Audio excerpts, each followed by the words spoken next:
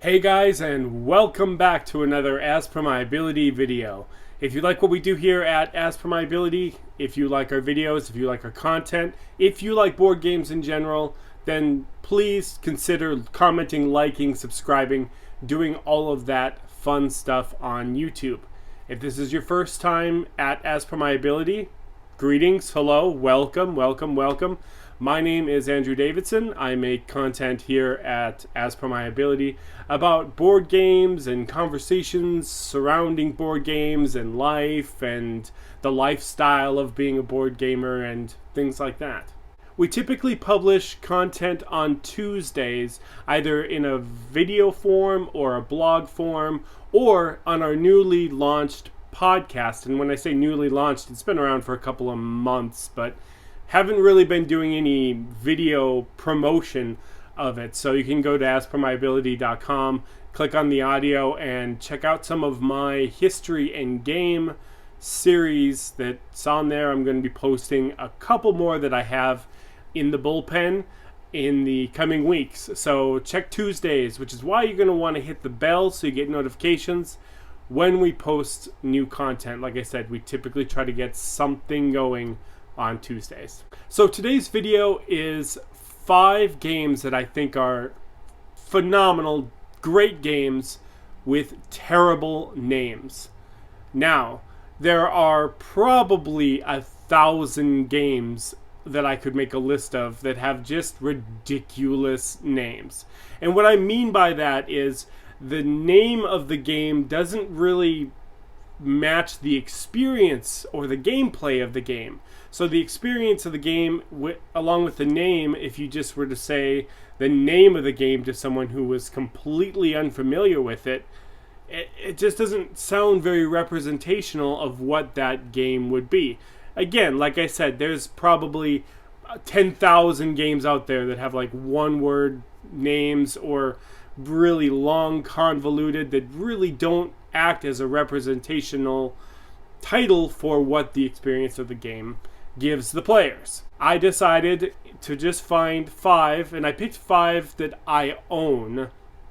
So this is an incredibly subjective list because I'm only working with what I have and looking through what I have and thinking, oh yeah, that name is really not appropriate for the type of experience that game is, or thematic, or the theme of the game. It just doesn't seem to fit. Like, it's a really cutesy title for a game, but the game itself is super dark and grotesque and stuff like that. So hopefully you're going to stick around with me. We're going to hit this sweet intro, and then we'll get back to 5 really good games, but with bad titles.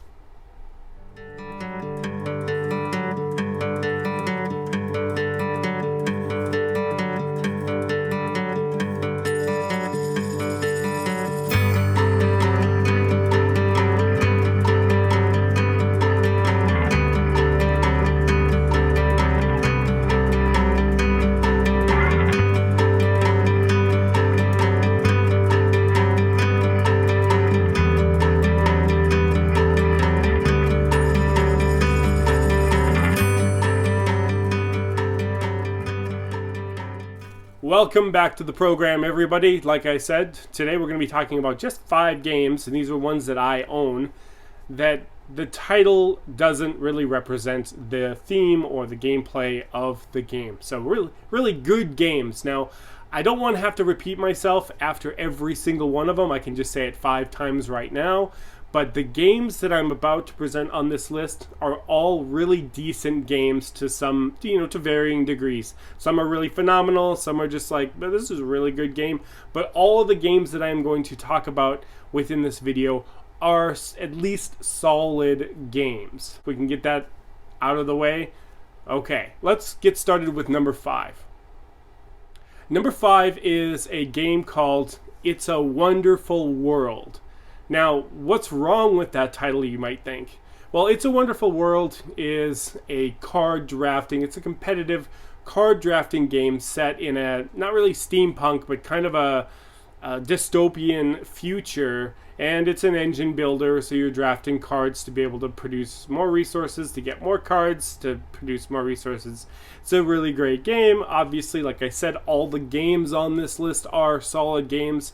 I really enjoy it. War and Peace, whatever the campaign expansion was called, I'm blanking on it right now, was fun for me to play through. I played through it solo. I did a terrible job at it, but it was fun to play It's a Wonderful World solo. The title It's a Wonderful World gets not really represented in a dystopian futuristic game, because for me, when I first heard about It's a Wonderful World years ago, my wires got crossed. I kept thinking of It's a Wonderful Life, like the movie, the Christmas movie with Jimmy Stewart. It's a Wonderful Life. It's a Wonderful World. My wires got crossed, and I just thought, like, that's such a weird title for a game. Is like the game based off this movie, but then you see the artwork right away for the game, and the artwork is very dystopic looking, and it's just a really awkward name for the theme and the gameplay of the game. It's a Wonderful World. So if you were to go up to someone who was maybe a gamer but had never heard anything about it, and you'd say, why don't we try It's a Wonderful World? They might be thinking, their wires are crossed too. And they're thinking of, like, It's a Wonderful World. Oh, the movie, that's that Christmas movie, right? About Christmas, and then the guy, it's just a solid game. But it's a terrible name for that particular game. Number 4 on my list actually is off camera. You can't see it, but I do have it back there. It's called Heroes of Land, Air, and Sea. What does that make you think of? I automatically thought, this is going to be some World War II badassery. Yeah, it's about elves and humans and dwarves, and it's a fantasy game.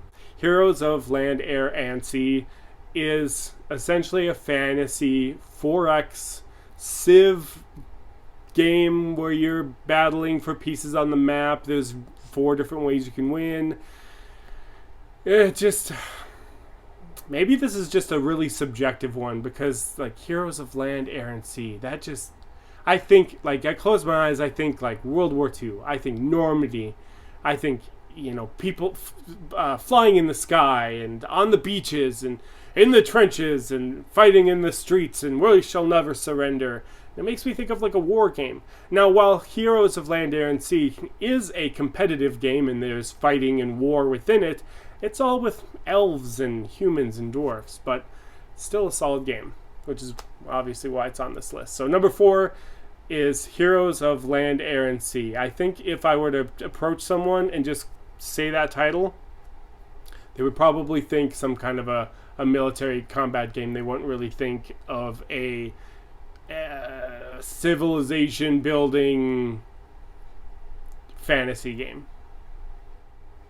Number 3 on my list is a game called Shakespeare. Shakespeare is about putting on a play, or at least trying to put on a play. It has nothing to do with Shakespeare. Absolutely nothing. But essentially, you have like a 3-tiered system. You're either trying to progress on writing your screenplay, or not screenplay, with stage play, or that just threw me.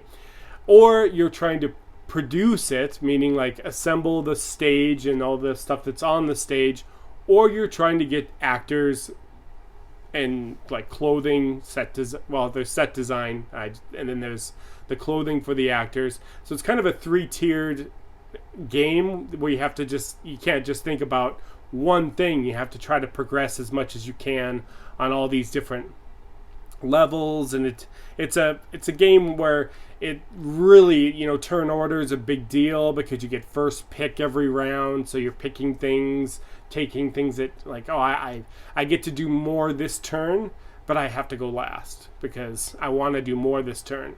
Well, that's cool, you get more action points or action tokens, but you're going last. Or I'm only want to do 2 actions this round, only 2. but I get to go first. But I only get to go do 2, whereas like Mr. Bill on the over the other one like 5. So, but anyways, back to the title. Shakespeare is nothing to do. It's not a narrative game. It doesn't have anything to do with Shakespeare. You're not putting on a Shakespearean like play. You're not discovering the life of Shakespeare. Nobody is playing the character of Shakespeare. You're all playing just anonymous characters. You're just players within the game trying to put on just a play with actors and set design.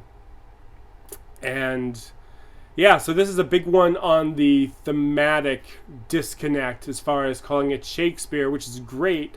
I think that Shakespeare is a great name, but shouldn't it have something to do with Shakespeare? Something in his life?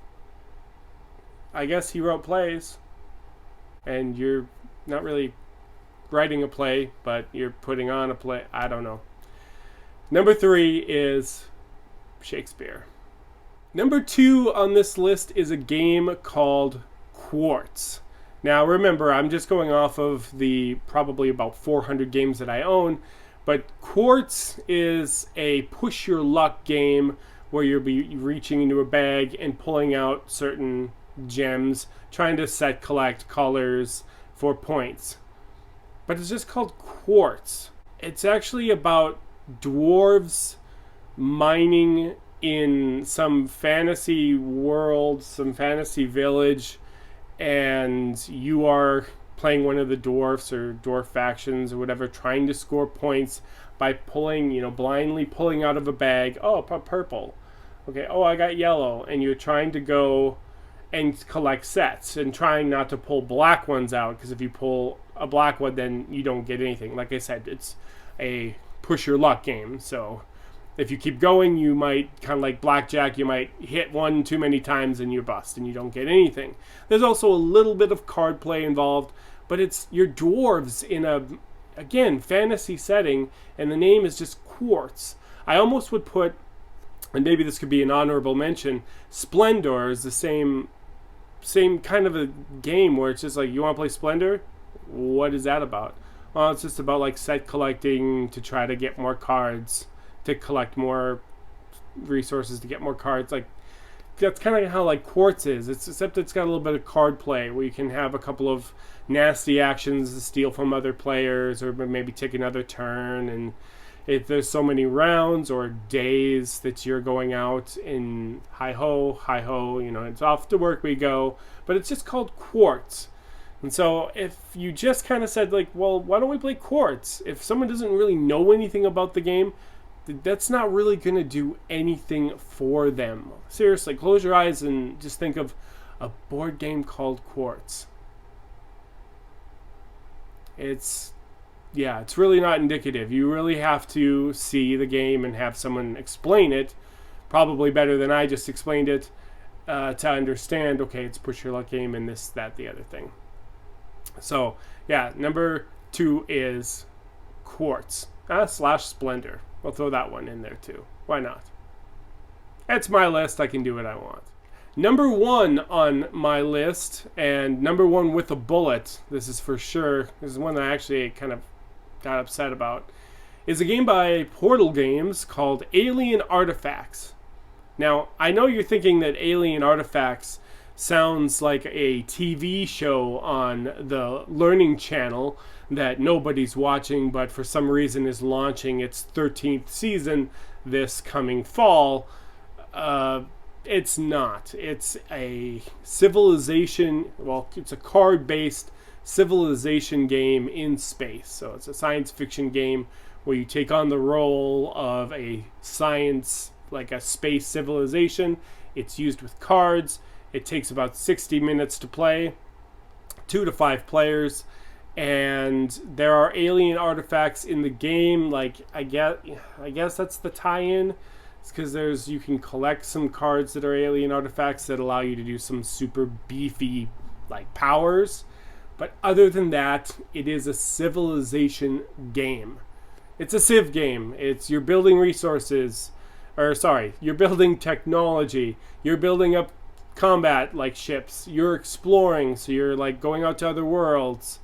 It's a 4X game that's like really crammed down into 1 hour in just cards, and it's pretty simplistic. Some of the rules are a little bit tricky, but it's a really simplistic game. But it's called Alien Artifacts, and that just doesn't give you the feeling that it's a civilization game or that it's like a space game. It makes you feel like Alien Artifacts, like you are replaying Aliens.